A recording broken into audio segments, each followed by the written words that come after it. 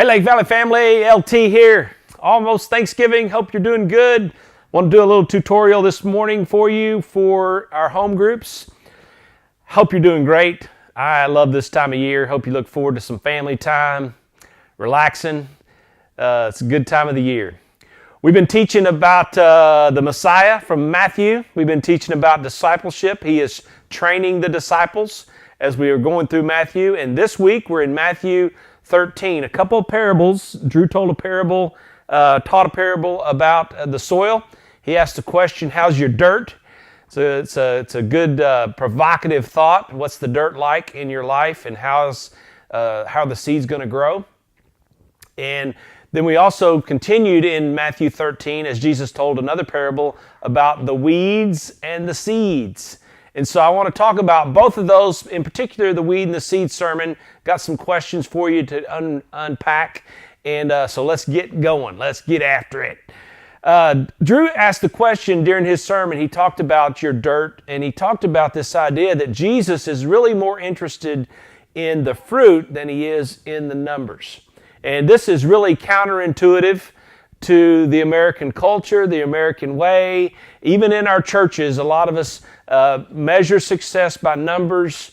It's a real sick problem that we have as we look at the kind of the outward rather than the inward, if you will. And so Jesus is establishing some kingdom values here. One of those values is inward fruit is greater than outward production.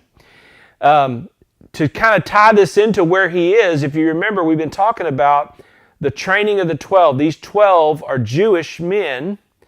They are Jewish followers of Jesus.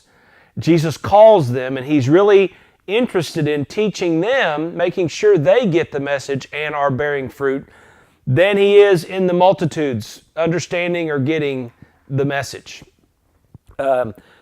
Very interesting, just philosophy and methodology that Jesus is using here.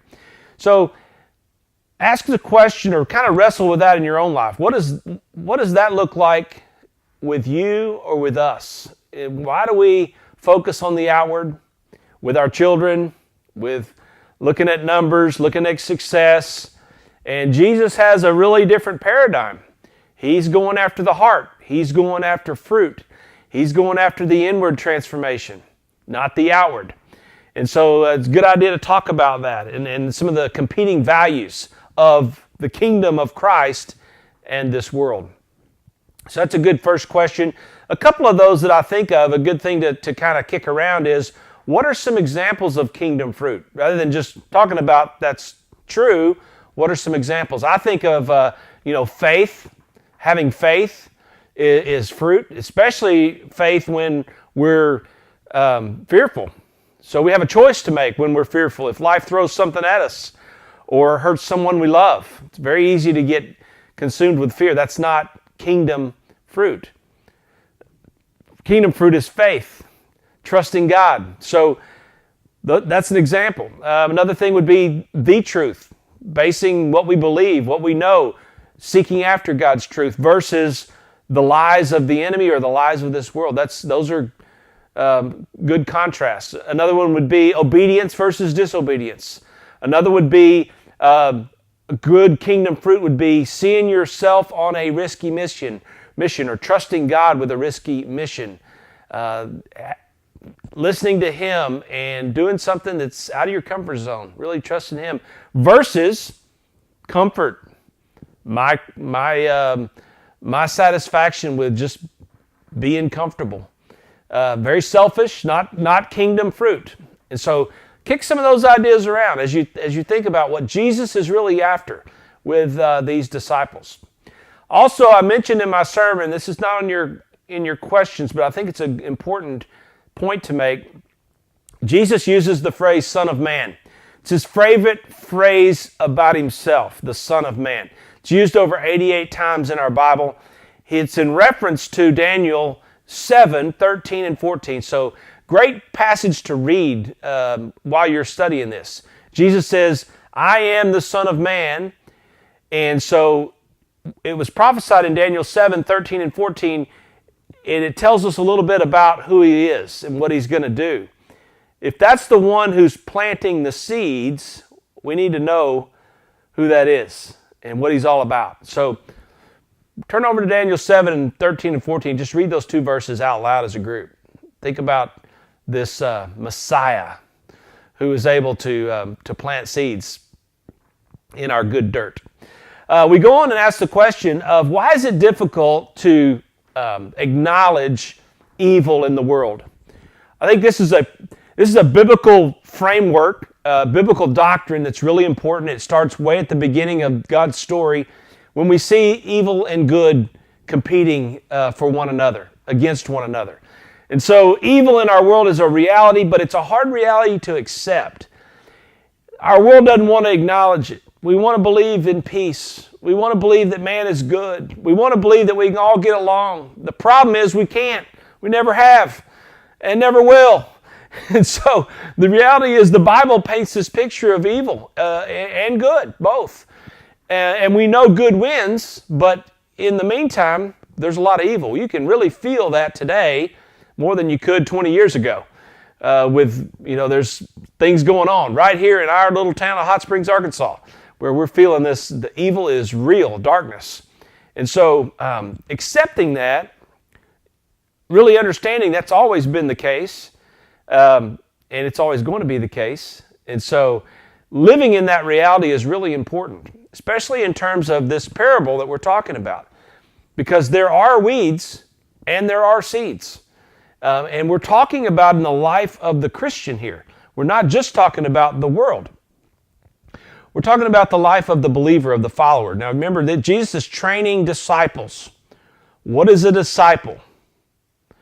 A disciple is a learner, a follower of, in this case, the Messiah, Jesus. He is one who's devoted his life to learn and understand his way, his kingdom, his methodology, his understanding, and apply it to his life.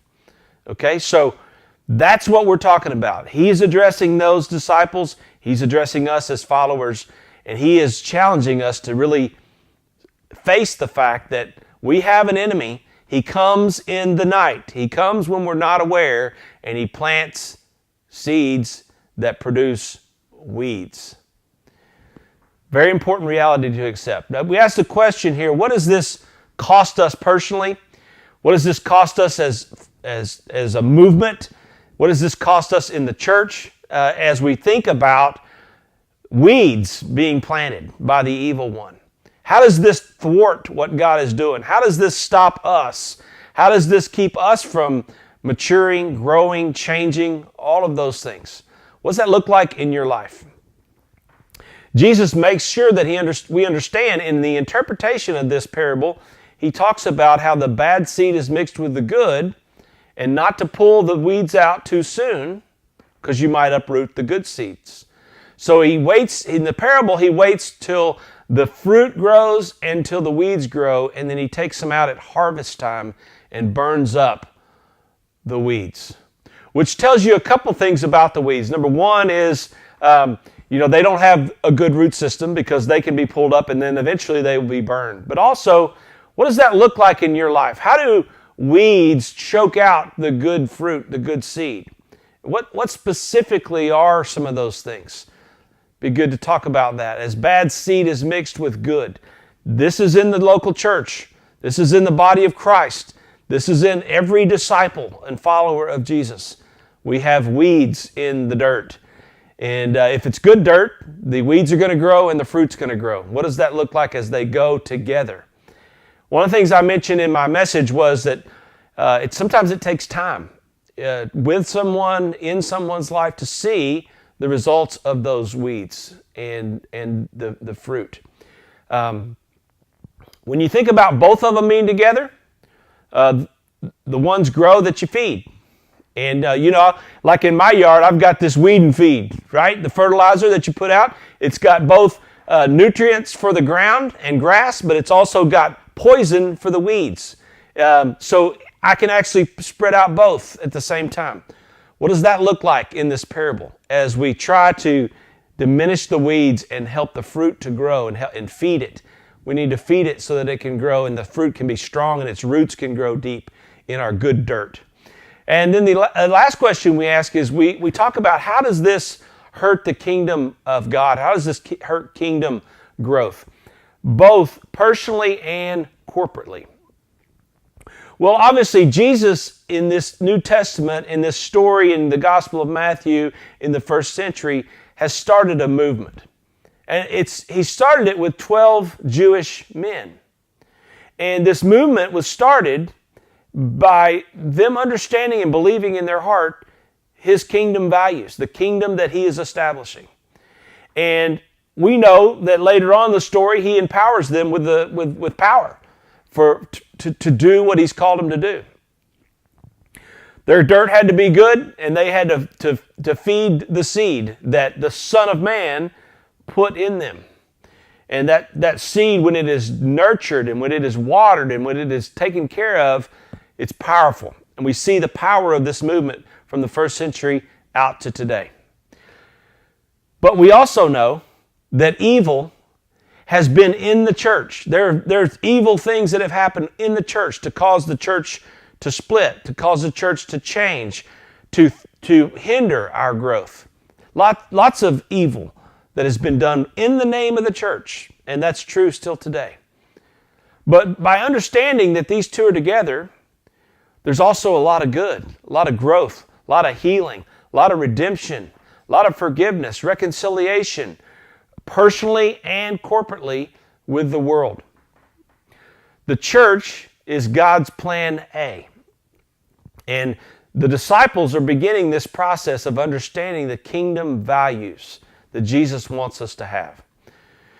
Hope you have a great discussion around these questions, and love talking to you. Hope it's a good home group, and thank you for all you do for us, you leaders that are preparing to lead. Love on your people. Very unique that we have community groups, home groups, small groups at Lake Valley. It's where we believe life happens. Love you guys. Thanks.